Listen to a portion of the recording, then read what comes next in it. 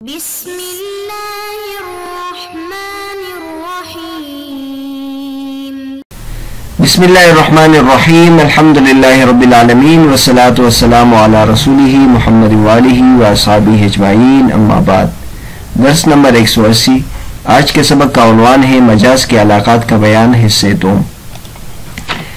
مجاز کے علاقات کا ذکر چل رہا تھا اور پچھلے سبق میں اختصار کے ساتھ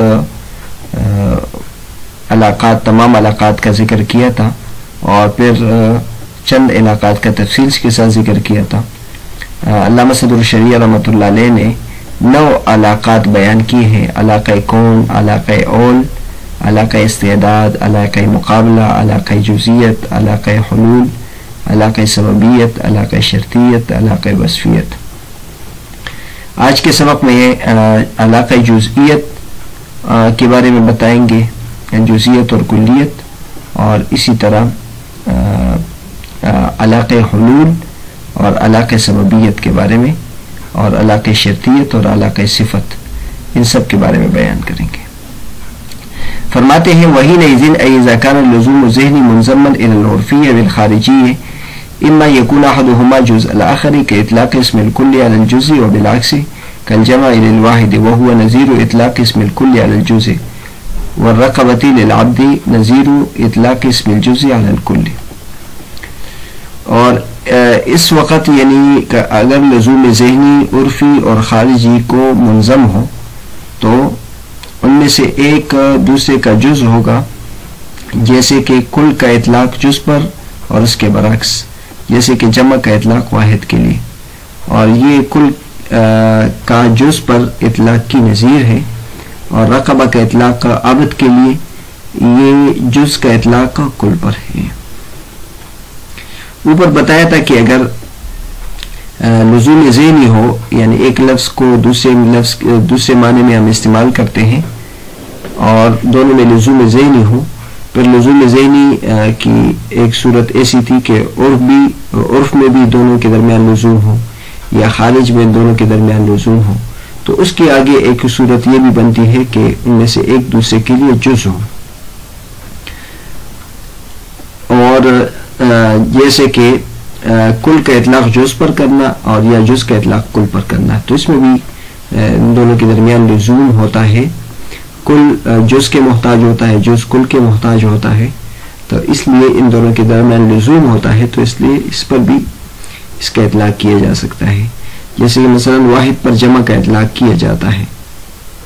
واحد پر جمع کا اطلاق جو ہے یہ مثال ہو جائے گی کل کا اطلاق جز پر ہونا، اور رقبہ کا اطلاق عبد پر، غلام پر، جیسے اللہ تبارک و تعالیٰ قرآن مجید میں کہتے ہیں کہ غلام کو آزاد کرو، تو وہاں غلام کو آزاد کرنے کے لیے اللہ تبارک و تعالیٰ رقبہ کا ذکر کرتے ہیں، حالانکہ رقبہ گردن کو کہتے ہیں، تو غلام کے گردن کو آزاد کرنے کا مطلب پورے غلام کو آزاد کرنا ہے، تو رقبہ کا اطلاق ہوا ہے اور اس سے پورا غلام مراد لیا ہے، تو یہاں یہ مثال ہو جائے گی جز کا اطلاق کل پر کرنا۔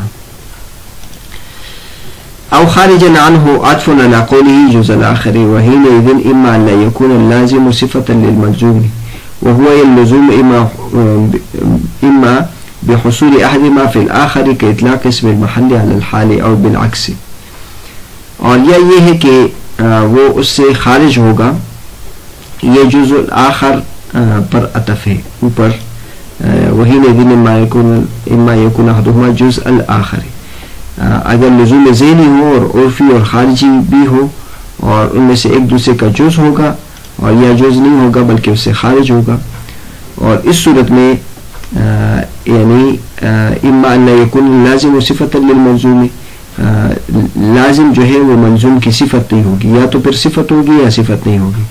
اگر صفت نہ ہو تو پھر اس کی آگے یا تو اس میں کے اندر حاصل ہوا ہوگا، ایک کا حصول دوسرے کے اندر ہوا ہوگا، جیسے کہ محل کا اطلاق حال پر یا حال کا اطلاق محل پر۔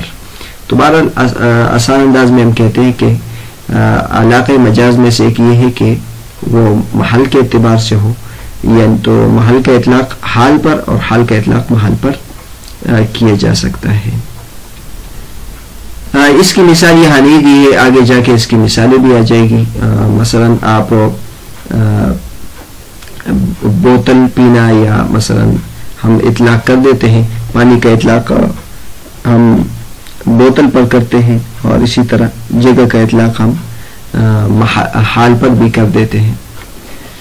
وَإِمَّا بِسَبَبِيَّتِ، اور یا ان دونوں کے درمیان علاقہ سببیت کا ہوگا، یعنی سبب کا اطلاق مسبب پر.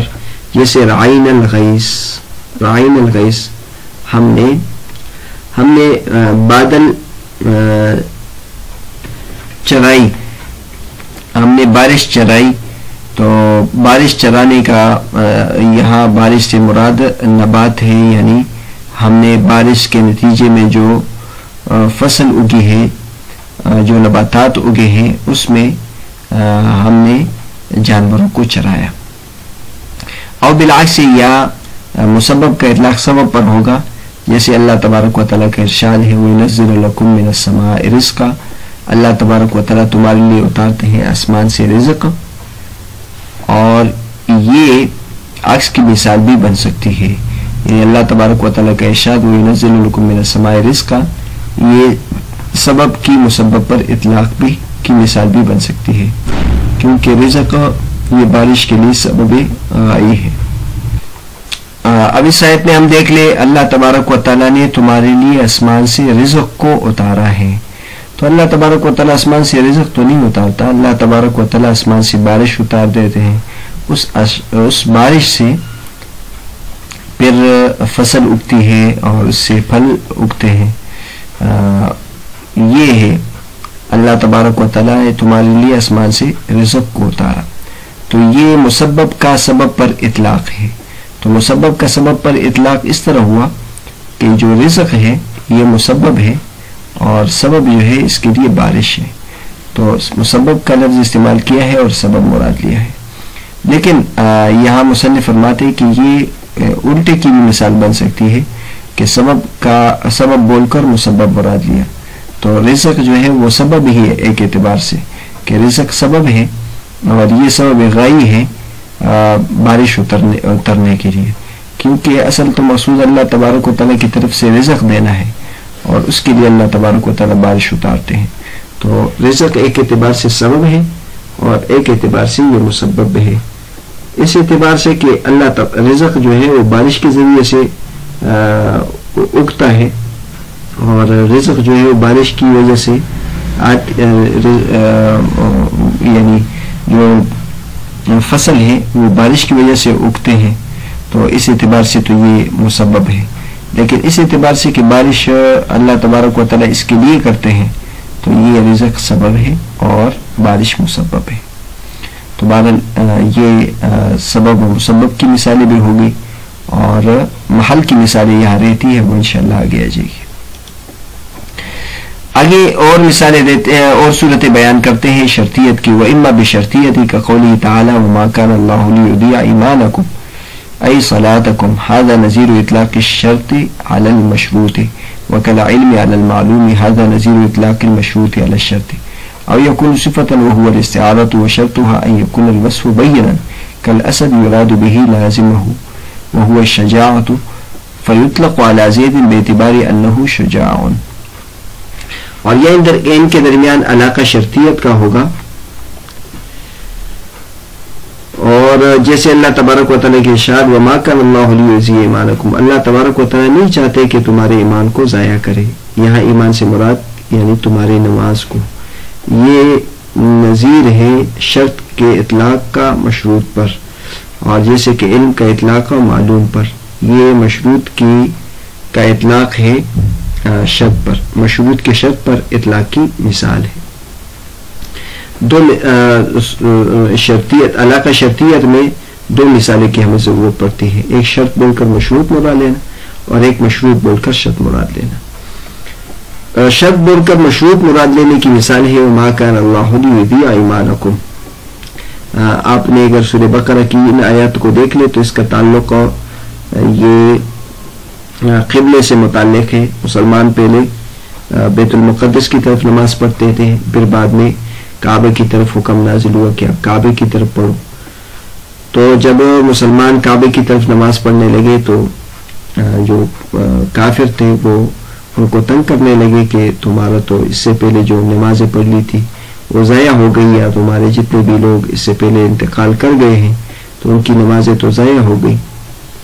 تو اس پر اللہ تبارک و تعالیٰ یہ آیت نازل کی کہ یہ قبلے کا حکم اللہ تبارک و تعالیٰ کی طرف سے حکم تھا، اور جو پہلے آپ نماز پڑھ رہے تھے وہ بھی اللہ تبارک و تعالیٰ کی طرف سے حکم تھا. پہلے جب آپ وہاں اس کی طرف نماز پڑھ رہے تھے تو وہ بھی ٹھیک تھی، اور اب جب خانہ کعبہ کی طرف نماز پڑھتے ہو تو یہ بھی ٹھیک ہے.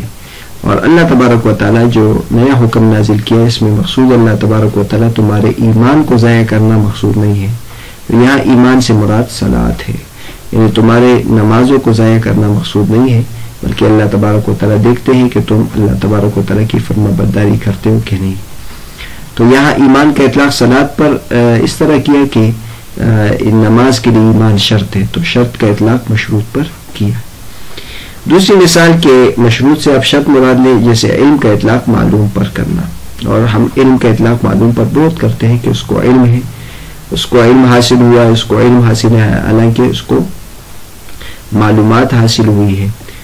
تو علم جو ہے یہ مشروط ہے، اور شرط پر ہم اس کا اطلاق کرتے ہیں کیونکہ معلوم جو ہے یہ علم کے لیے شرط ہے.